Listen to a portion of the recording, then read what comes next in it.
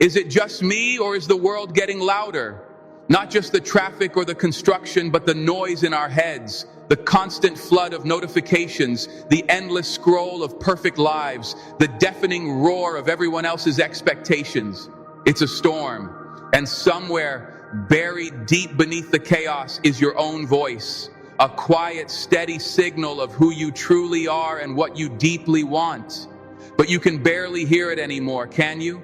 That storm of doubt, comparison, and fear has convinced you that the noise is you, that the anxiety is your natural state, that some people are just built for the sunshine while you're stuck in the rain. I'm here to tell you that is the biggest lie you have ever been told. You were not born to be lost in the static.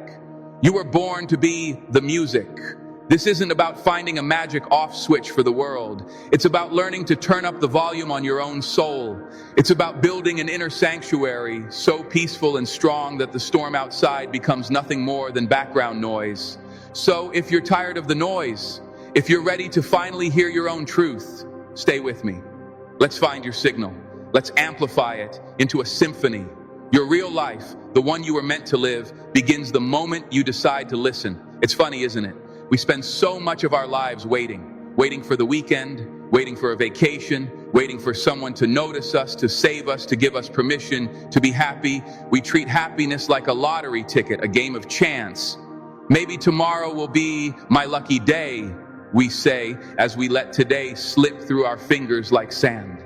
But what if I told you that you are the creator of your own luck, that every single day you are given a fresh canvas, a new set of colors, and the divine power to paint whatever reality you choose? I remember a time in my life when my canvas was just gray. It was a monotonous, soul-crushing gray. I was working a job I hated, surrounded by people who drained my energy, and I was stuck in a cycle of negative thinking that felt impossible to escape. Every morning, my alarm felt like a death sentence. I'd hit snooze, trying to steal a few more moments of oblivion before the crushing weight of my reality set in. My thoughts were a relentless barrage of negativity. I can't do this anymore. I'm not good enough. Nothing will ever change. And the universe, in its infinite wisdom, seemed to agree. My car would break down.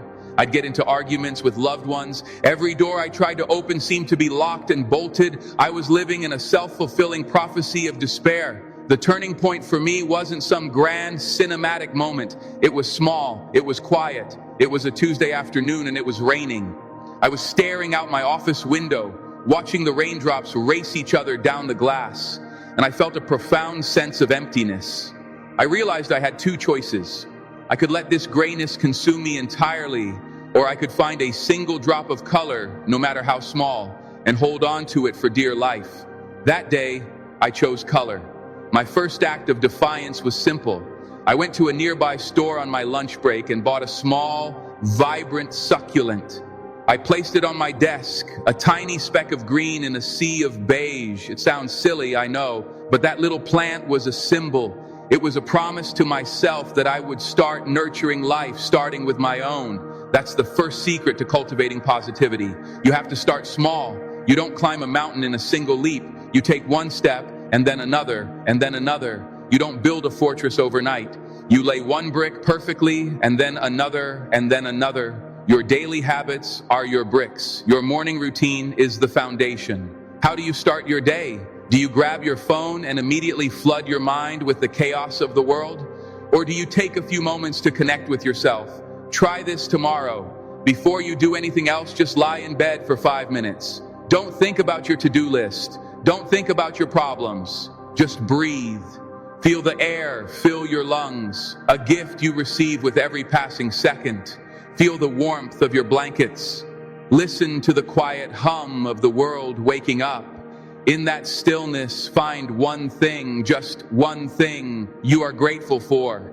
It could be the comfort of your bed. It could be the sound of a bird singing outside your window. It could be the simple fact that you woke up today, that you have been given another chance to live. Gratitude is the ultimate mindset shift. It's a superpower that can transform your entire perception of reality. When you focus on what you have, The universe has a funny way of giving you more. But let's be real, it's not always easy. There will be days when gratitude feels like a foreign language.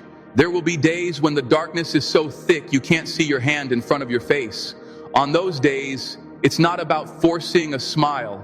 It's not about pretending everything is okay when it's not. That's not positivity. That's denial. True positivity is about acknowledging the pain, honoring your feelings, and then making a conscious choice to not let them define you. Think of your emotions like clouds passing in the sky. They come and they go. They are not you. You are the sky, vast, open, and eternal. When a storm cloud of anger or sadness rolls in, don't fight it. Don't try to push it away. Just observe it. Say to yourself, here is sadness. I feel it in my chest. It is heavy. By naming it, by acknowledging its presence without judgment, you take away its power. You realize that you are the one in control, not the emotion. You are the sky, and the storm will pass. This practice goes even deeper. It's about understanding your own shadow, those parts of yourself you've been taught to hide, your anger, your jealousy, your fear. We are taught to suppress these feelings, to pretend they don't exist. But what you resist persists. By shining the light of your own awareness on these shadow parts, you integrate them. You acknowledge their existence and understand the unmet needs they represent. Your anger might be a sign that a boundary has been crossed. Your jealousy might be a signpost pointing towards something you deeply desire. Your shadow is not your enemy. It is a wise, albeit misunderstood teacher. True wholeness doesn't come from being good all the time. It comes from being complete. One of the most powerful tools I discovered on my journey was the power of my own words. The language you use, both internally and externally, shapes your reality. For years, my self-talk was abusive. I was my own worst critic, my own biggest bully. I would never speak to a friend the way I spoke to myself. I had to unlearn a lifetime of negative programming. I started by creating a mantra, a simple phrase I would repeat to myself throughout the day, especially when I felt the old negative thoughts creeping in. My first mantra was, I am worthy of love and happiness. At first it felt like a lie. My mind would scream back, no, you're not. Look at all your flaws. But I persisted. I said it when I was brushing my teeth. I said it when I was stuck in traffic. I wrote it on sticky notes and put them on my mirror, my computer, my dashboard. And slowly, miraculously, I started to believe it. This is the science of neuroplasticity. Your brain is not a fixed, rigid structure. It is like clay, constantly being reshaped by your thoughts and experiences. Every time you repeat a negative thought, you deepen a neural pathway, making it easier for that thought to fire again. But every time you consciously choose a positive, empowering thought, you begin to carve a new pathway. You are literally rewiring your brain for happiness. You are building a super highway for joy and letting the old dirt roads of despair grow over. Your words have vibrational energy. When you constantly say, I'm so broke, I'm so tired, I'm so unlucky, you are sending out a frequency of lack and limitation. You are literally programming your subconscious mind for failure. But when you start to say, I am a magnet for abundance, I am filled with limitless energy, I am the creator of my own destiny, you start to shift your entire being. You start to attract people, opportunities, and circumstances that match your new positive frequency. This isn't magic. This is science. This is the law of attraction in its purest form. What you focus on expands. Another crucial piece of the puzzle is your environment. You cannot grow a beautiful, vibrant garden in toxic soil. Take a hard look at the people you surround yourself with. Are they lifters or leaners? Do they inspire you, challenge you, and celebrate your victories? Or do they drain your energy, complain constantly, and secretly revel in your setbacks? You are the average of the 5 people you spend the most time with. Choose your circle wisely. It is better to walk alone than to walk with a crowd that is going in the wrong direction. Sometimes the most positive thing you can do for your life is to let go of people who are weighing you down. This can be the hardest work of all, especially when those people are family or friends you've had for years. It doesn't mean you cut them off with anger. It means you learn the art of the loving boundary. It means saying, I love you, but I cannot participate in this conversation if it's going to be negative. It means limiting your time with people who consistently leave you feeling drained. It's not about being cruel. It's about self-preservation. It's about honoring your own journey and protecting your own peace. Your peace is sacred.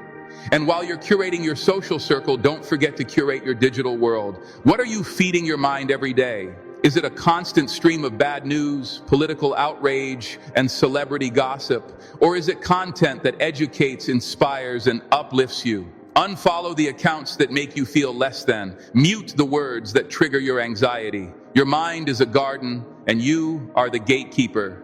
Be ruthless about what you allow to enter. Fill your feed with motivational speakers, artists, entrepreneurs, and thinkers who expand your mind and ignite your soul.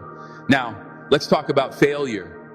The word we all dread. We've been taught to fear failure, to see it as an endpoint, a final judgment on our worth. But what if we reframed it? What if we saw failure not as a stumbling block, but as a stepping stone? What if every no was just a redirection to a better yes? What if every mistake was just a lesson in disguise? The most successful people in the world have failed more times than the average person has even tried. Michael Jordan was cut from his high school basketball team. Walt Disney was fired from a newspaper for lacking imagination. J.K. Rowling was rejected by 12 different publishers before Harry Potter was finally accepted. They didn't succeed in spite of their failures. They succeeded because of them. Failure is data. It's feedback. It's the universe showing you what doesn't work so you can get closer to what does. When you experience a setback, allow yourself to feel the disappointment. It's human. But don't unpack your bags and live there. Give yourself a time limit. Grieve the loss for a day, an hour, whatever you need, and then you get back up. You dust yourself off. You ask yourself, what can I learn from this? And you go again and again and again. Resilience is a muscle. The more you use it, the stronger it gets. You are not defined by your falls. You are defined by how many times you get back up. I want you to think about your body for a moment. This incredible vessel that carries you through life. How do you treat it? Do you fuel it with vibrant, living foods? Or do you fill it with processed junk that leaves you feeling sluggish and depleted? Do you move it, stretch it, and challenge it? Or do you let it become stagnant and weak? Your mind and your body are inextricably linked. You cannot have a positive mind in a negative body. When you exercise, your brain releases endorphins, which are natural mood elevators. When you eat clean, you have more energy and mental clarity. When you get enough sleep, you are better equipped to handle stress and regulate your emotions. But it goes deeper. Emotions are not just in your head. They are physical experiences. Stress, grief, and trauma can get stored in your body, leading to tension, aches, and illness. Sometimes, the most spiritual thing you can do is go for a run, dance wildly in your living room, or simply stretch. Move that energy, shake it out. Breathe into the tight places. Release what no longer serves you on a cellular level. Taking care of your physical health is not a chore. It is an act of self-love. It is a way of saying to the universe, I am worthy of feeling good. I am worthy of vitality. And in this journey of cultivating positivity, you must learn the art of forgiveness. This is a big one. Many of us are carrying around a heavy bag of resentment, anger, and bitterness. We hold grudges against people who have hurt us, replaying the scenes of betrayal over and over in our minds. But here's the truth. Holding on to anger is like drinking poison and expecting the other person to die. The only person you are hurting is yourself. Forgiveness is not about condoning the other person's behavior. It's not about saying what they did was okay. Forgiveness is about releasing yourself from the prison of the past. It's about cutting the energetic cord that binds you to that pain. It's about reclaiming your power and choosing to move forward. And perhaps the most important person you need to forgive is yourself. Forgive yourself for the mistakes you've made. Forgive yourself for the times you weren't your best self. Forgive yourself for not knowing then what you know now. You did the best you could with the tools you had at the time. Let it go. Release the shame. Release the guilt. You are human. You are flawed. and you are beautiful. Your scars are a testament to your strength, a map of where you have been. They are not something to be ashamed of. They are something to be honored. There is a concept in Japan called kintsugi, which is the art of repairing broken pottery with lacquer dusted or mixed with powdered gold, silver, or platinum. As a philosophy, it treats breakage and repair as part of the history of an object, rather than something to disguise. It celebrates the cracks and imperfections, making the object even more beautiful and valuable than it was before. You are kintsugi. Your broken pieces, when put back together with the gold of self-love and resilience, create a masterpiece of unparalleled strength and beauty. Don't hide your cracks. Let them shine. They are proof that you have lived, that you have fought, and that you have survived. So, how do we make this practical? How do we weave these ideas into the fabric of our daily lives? It's about creating rituals, positive rituals that become as automatic as brushing your teeth. I've already mentioned a morning gratitude practice. What about an evening ritual? Instead of numbing yourself with television or endless scrolling, take the last 30 minutes of your day to disconnect. Read a few pages of an inspiring book. Listen to calming music. Write in a journal. A brain dump journal is a fantastic tool. Before you go to sleep, write down everything that's on your mind. Your worries, your fears, your to-do list. Get it all out of your head and onto the paper. This simple act can dramatically improve the quality of your sleep and allow you to wake up feeling refreshed and clear-headed. Another powerful ritual is the practice of visualization. Every single day, take a few minutes to close your eyes and vividly imagine the life you want to live. Don't just think about it, feel it. See yourself achieving your goals. Feel the joy, the pride, the excitement. What does it look like? What does it sound like? What does it smell like? The more detailed and sensory your visualization, the more powerful it will be. Your subconscious mind cannot tell the difference between a real experience and a vividly imagined one. When you consistently visualize your success, you are priming your brain to make it a reality. You are creating a mental blueprint that your actions will naturally start to follow. And please don't forget the power of play. When did we get so serious? When did we forget how to laugh, how to be silly, how to experience pure, unadulterated joy? Schedule time for play in your calendar just as you would a business meeting. Dance around your living room. Sing at the top of your lungs in the car. Go to a park and swing on the swings. Reconnect with your inner child, that part of you that knows how to live in the moment and find wonder in the ordinary. Laughter is medicine. Joy is your birthright. Claim it.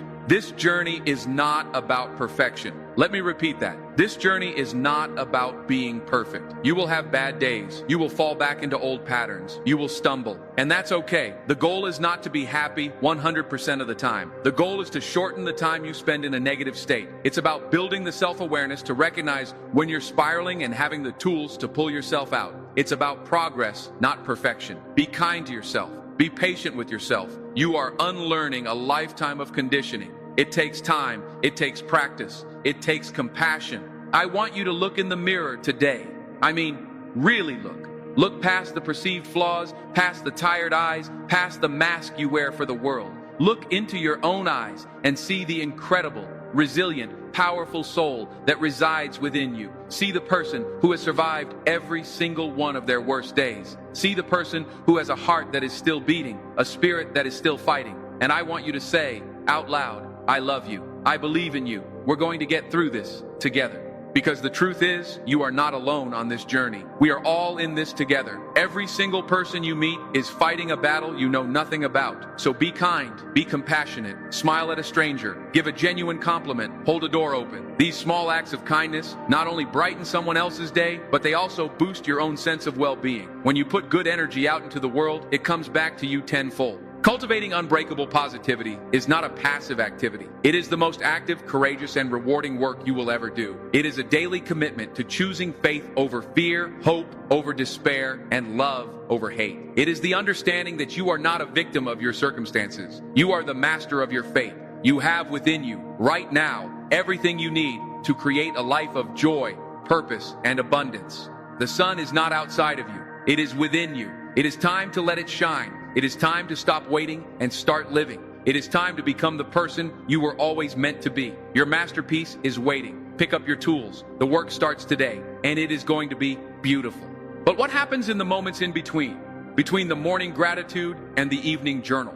What happens when you're stuck in traffic, standing in a long line at the grocery store, or sitting through a mind-numbingly boring meeting? Our lives are not lived in the grand moments. They are lived in these small, seemingly insignificant pockets of time. And it is in these moments that the real work is done. It is here that we practice the art of presence. Most of us live our lives on autopilot. We rush from one task to the next, our minds constantly chattering, worrying about the future or ruminating on the past. We are everywhere but here. We are everywhere but now.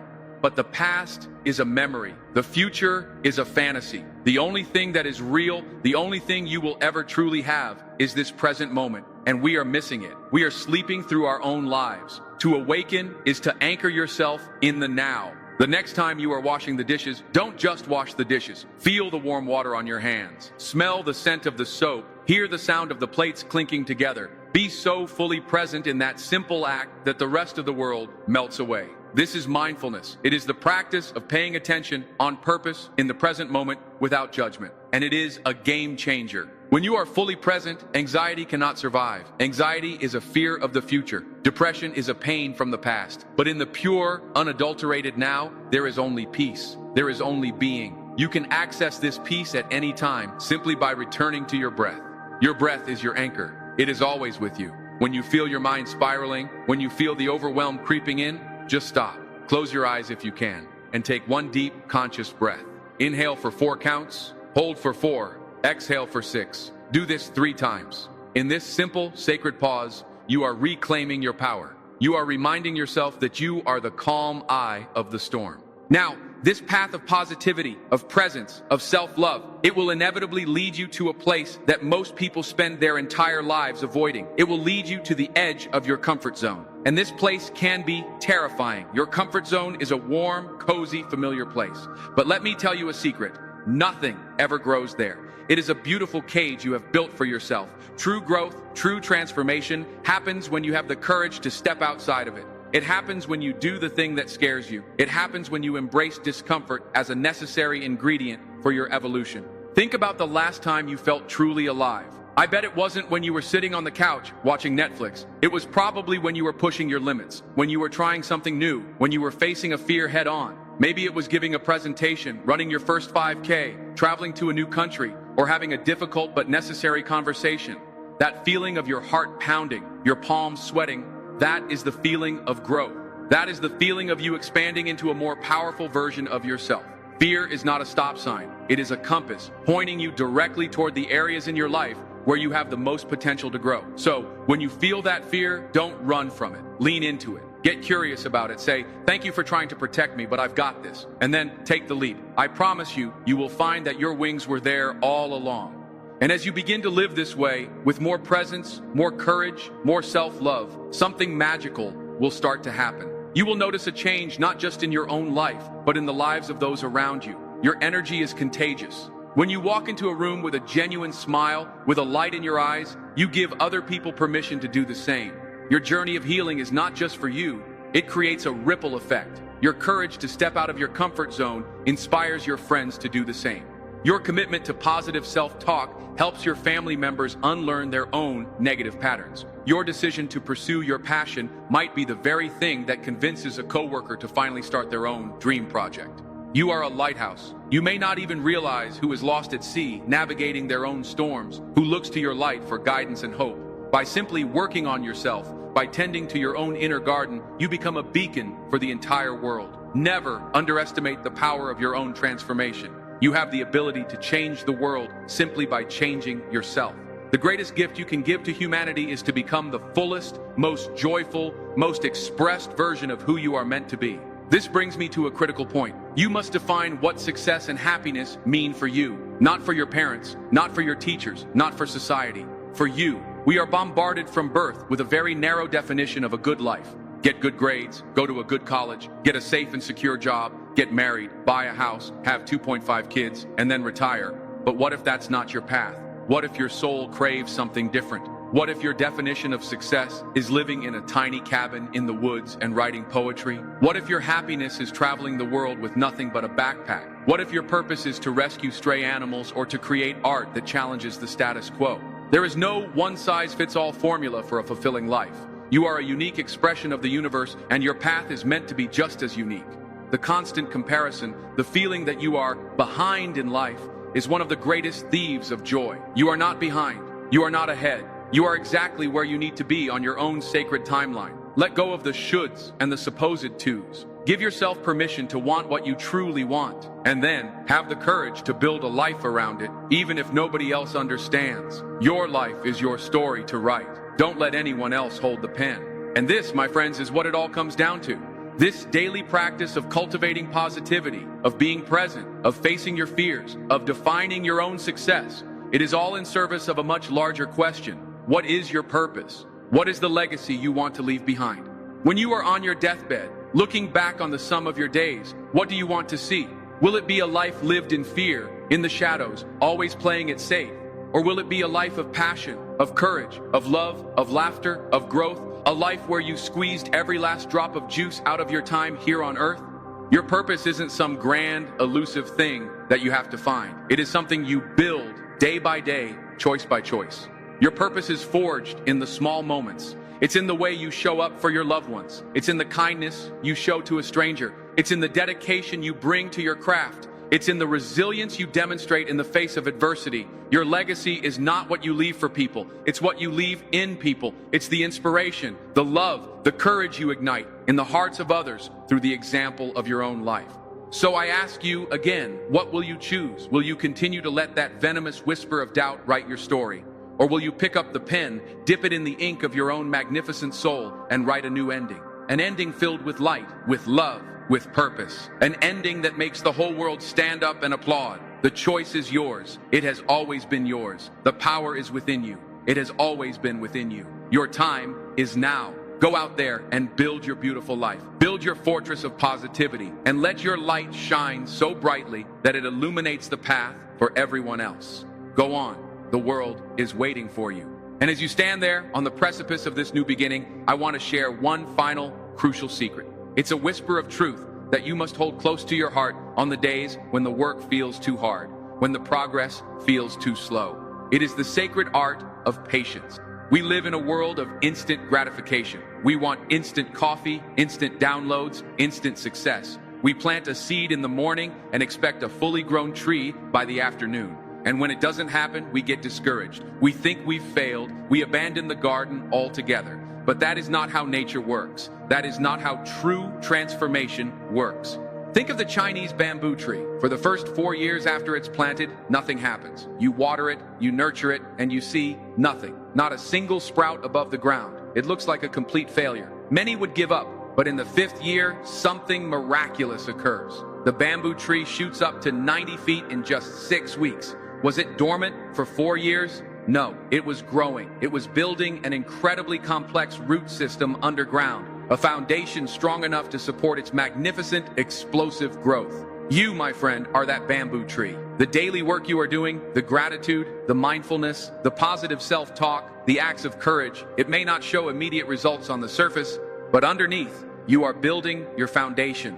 You are weaving a root system of resilience, self-worth, and inner peace that will one day allow you to rise higher than you ever thought possible. So be patient with yourself. Trust the process. The universe has its own timeline, and it is always, always perfect. Your season of explosive growth is coming. Just keep watering the seeds. And with this patience comes a deep sense of trust. Trust that even the detours and the delays are part of the plan. Sometimes a door slams shut in your face, not because you weren't good enough, but because that wasn't your door. The universe was protecting you. It was redirecting you to an even greater opportunity, one you couldn't have seen from your previous vantage point. A no is often a not yet, or even better, a I have something so much better in store for you. A setback is not a punishment, it is a preparation. It is life strengthening you, teaching you, and molding you for the blessings that are on their way. When you can learn to see every obstacle as a divine redirection, every challenge as a sacred lesson, your entire relationship with life will change. You stop fighting against the current and you learn to flow with it, trusting that it is carrying you exactly where you need to go. This journey inward, this cultivation of your own garden, ultimately leads to one profound realization. The most potent form of happiness comes not from what you get, but from what you give. We spend so much time focused on our own needs, our own desires, our own problems. This self-obsession is a cage. The key to unlocking that cage is service. It's shifting your focus from me to we. When you help someone else, a powerful chemical reaction happens in your brain and in your soul. You connect to something larger than yourself. Your own problems seem to shrink in comparison. Service doesn't have to be some grand gesture. You don't have to start a nonprofit or travel the world. It can be as simple as truly listening to a friend who is struggling without judgment and without trying to fix them. It can be volunteering for a cause you believe in for just an hour a week. It can be mentoring someone younger than you, sharing the wisdom you've gained on your journey. It can be creating something, art, music, food, a business that brings joy or solves a problem for other people. When you take the light you have cultivated within yourself and use it to illuminate the path for others, your own light doesn't diminish. It grows exponentially. It becomes an eternal flame. This is the ultimate paradox of happiness. The more you